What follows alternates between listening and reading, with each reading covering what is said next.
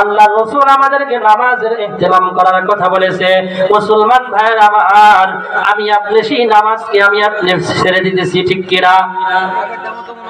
একজন মুসলমান ইমানদারের পরিচয় তখনই ফুটে উঠবে যখন নাকি মুসলমান বান্দা নামাজ আদায় করতে থাকবে।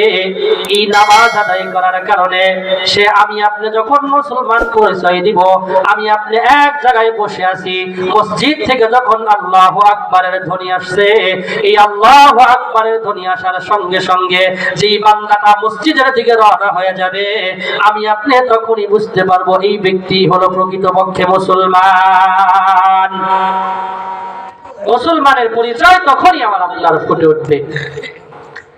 কিয়ামতের ময়দানে সমস্ত মানুষগুলো ইয়া নাফসি ইয়া নাফসি করতে থাকবে, ইয়া নাফসি ইয়া নাফসি করে কান্না করতে থাকবে। সমস্ত হাসরবাসীগুলো ইয়া নাফসি ইয়া নাফসি বলতে থাকবে। সমস্ত নবীরা পর্যন্ত ইয়া নাফসি ইয়া নাফসি করে কান্না করতে থাকবে। কিন্তু আমাদের নবী জনাবে মুহাম্মদুর রাসূলুল্লাহ সাল্লাল্লাহু আলাইহি সাল্লাম সিজদায় পড়ে এরকম ভাবে কান্না করতে থাকবে। পুরা হাসরবাসীর জবান থেকে একটা শব্দ উচ্চারিত হবে, ইয়া নাফসি ইয়া নাফসি। আর আমাদের নবী জনাবে মুহাম্মদুর রাসূলুল্লাহ সাল্লাল্লাহু আলাইহি সাল্লামের জবান থেকে আসবে, রব্বি হাবলি উম্মতি, রব্বি হাবলি উম্মতি। মুসলমান ভাইরা আমার, আল্লাহর পয়গম্বর সাল্লাল্লাহু আলাইহি সাল্লাম সিজদারত অবস্থায় আল্লাহর কাছে এরকম ভাবে বলতে থাকলেন, আল্লাহ আমার উম্মতের কি উপায় হবে, আল্লাহ আমার উম্মতের কি উপায় হবে। এরকম ভাবে যখন কান্না করতে থাকবে, ওদিক থেকে জাহান্নামের আওয়াজ, জাহান্নাম নাফরমান বান্দাকে ধরার জন্য, জাহান্নাম নাফরমান বান্দাকে গিলার জন্য চলে আসবে। আর জাহান্নামের মধ্যে ৭০,০০০ লাগাম লাগানো থাকবে। আর এক একটা লাগামের মধ্যে ৭০,০০০ করে ফেরেশতা থাকবে। ৭০,০০০ করে ফেরেশতা এক একটা লাগামের মধ্যে ধরে ধরে টানতে থাকবে। কিন্তু জাহান্নাম ফিরবে না, জাহান্নাম নাফরমান বান্দাকে ধরার জন্য চলে আসবে। নাফরমান বান্দাকে জাহান্নাম গিলার জন্য এরকম ভাবে চলে আসবে, জাহান্নাম ফিরবে না। আল্লাহর নবী জনাবে মুহাম্মদুর রাসূলুল্লাহ সাল্লাল্লাহু আলাইহি সাল্লাম সিজদায় পড়ে আল্লাহকে বলবে, আল্লাহ আমার উম্মতের কি হবে, আল্লাহ আমার উম্মতের কি উপায় হবে। এরকম ভাবে যখন কান্না করতে থাকবে, আল্লাহ রাব্বুল আলামিন জনাবে মুহাম্মদুর রাসূলুল্লাহ সাল্লাল্লাহু আলাইহি সাল্লামকে ডাক দিয়ে বলবে, ও আমার হাবিব, আপনি মাথা ওঠান, আপনার কান্না আমার সহ্য হয় না। দুনিয়ার মধ্যে আপনাকে অনেক কান্না করাইছি, এই কিয়ামতের ময়দানে আখিরাতের ময়দানে আপনাকে আর কান্না করাইতে চাই না। আল্লাহ তাআলা যখন হাবিবকে ডাক দিবেন, আমার হাবিব তখন মাথা উঠাইবেন না। দ্বিতীয়বার ডাক দিয়ে বলবেন, ও আমার হাবিব, আমার বন্ধু, আপনি মাথা উঠান, দুনিয়ার মধ্যে আপনাকে অনেক কান্না করাইছি, এই আখিরাতের ময়দান, এই কিয়ামতের ময়দানে আপনাকে আর কান্না করাইতে চাই না। এই রকম ভাবে যখন আল্লাহ রাব্বুল আলামিন ডাকতে থাকবেন, ৩ নাম্বার বার যখন আল্লাহ রাব্বুল আলামিন জনাবে মুহাম্মদুর রাসূলুল্লাহ সাল্লাল্লাহু আলাইহি সাল্লামকে ডাকবেন, সাথে সাথে আল্লাহর পয়গম্বর সাল্লাল্লাহু আলাইহি সাল্লাম মাথা উঠায় বলবেন, আল্লাহ আপনি আমাকে কেন ডাকতেছেন। আল্লাহ তাবারক ওয়া তাআলা তখন আল্লাহর নবী জনাবে মুহাম্মদুর রাসূলুল্লাহ সাল্লাল্লাহু আলাইহি সাল্লামের হাতের মধ্যে ফোঁটা পানি দান করবে। এই পানি দিয়া বলবে, হাবিব, ওই যে দেখেন জাহান্নাম নাফরমান বান্দাকে ধরার জন্য আসতেছে, জাহান্নামের মধ্যে ৭০,০০০ লাগাম লাগানো আছে। আর এক একটা লাগামের মধ্যে ৭০,০০০ করে ফেরেশতা ধরে টানতেছে, জাহান্নাম ফিরবে না। ও আমার বন্ধু, ও আমার হাবিব, আপনি এই পানিটুকু জাহান্নামের মধ্যে নিক্ষেপ করে দেন। জোরে বলেন সুবহানাল্লাহ। মুসলমান ভাইরা আমার, আল্লাহর নবী জনাবে মুহাম্মদুর রাসূলুল্লাহ সাল্লাল্লাহু আলাইহি সাল্লাম যখন আল্লাহ রাব্বুল আলামিনের হাতের মধ্যে থেকে এই পানিটুকু নিয়া জাহান্নামের মধ্যে নিক্ষেপ করে দিবে, দেখেন জাহান্নাম কিন্তু ৭০,০০০ লাগাম লাগানো আছে, আর এক একটা লাগামের মধ্যে 70,000 করে ফেরেশতা ধরে টানতেছে, জাহান্নাম ফিরে না। কিন্তু আল্লাহর পয়গম্বর সাল্লাল্লাহু আলাইহি সাল্লাম যখন ওই পানিটুকু জাহান্নামের মধ্যে নিক্ষেপ করে দিবে, পানিটুকু জাহান্নামের মধ্যে নিক্ষেপ করার সাথে সাথে জাহান্নাম হাজার হাজার মাইল দূরে সরে যাবে। মুসলমান ভাইয়েরা আমার, এরপরে আল্লাহ নবী জনাবে মুহাম্মদুর রাসূলুল্লাহ সাল্লাল্লাহু আলাইহি সাল্লাম দেখবেন জাহান্নাম দূরে সরে গেছে। সুবহানাল্লাহ।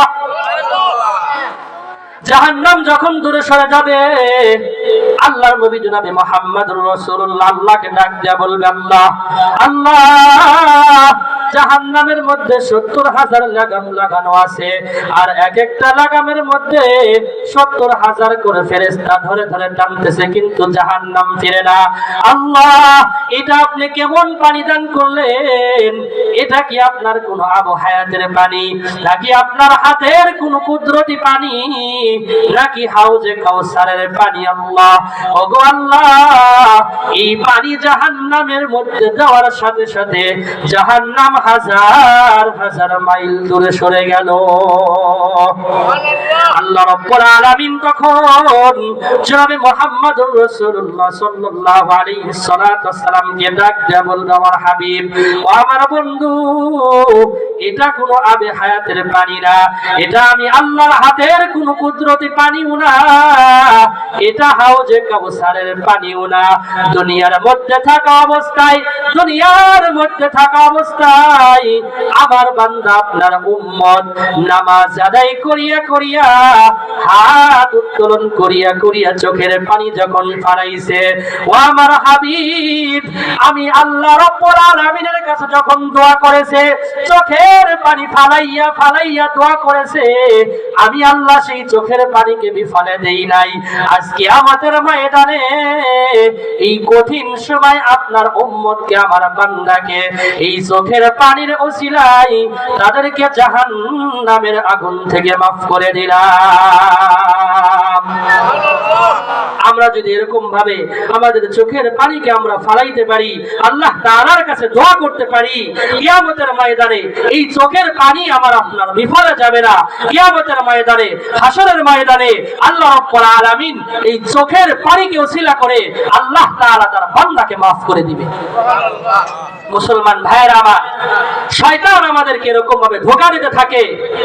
শয়তান কি বলে, ও বান্দা, তুমি অনেক গুনাহ করেছো, এই গুনাহ আল্লাহ মাফ করে না। জোরে বলেন নাউজুবিল্লাহ। আর আমার আল্লাহ কি বলে জানেন?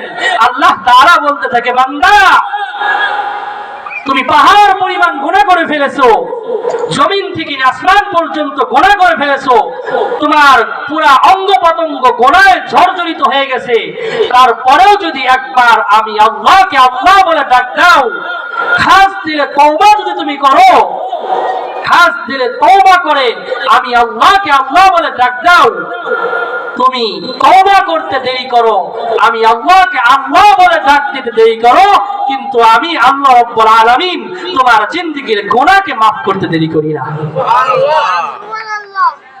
আমরা এরকম মনে করি, হাই নামাজ কাজা করেছি, আর নামাজ পড়ে কি করব, কি হবে? মুসলমান ভাইরা আমার, আল্লাহ রাব্বুল আলামিন এরকম ভাবে বান্দাদেরকে রহমতের দরজা দিয়া বান্দাদেরকে ডাকতে থাকে। আল্লাহ তাআলা বড় মায়া করে, বড় ইহসান করে তার বান্দাদেরকে আল্লাহ রাব্বুল আলামিন বানিয়েছেন।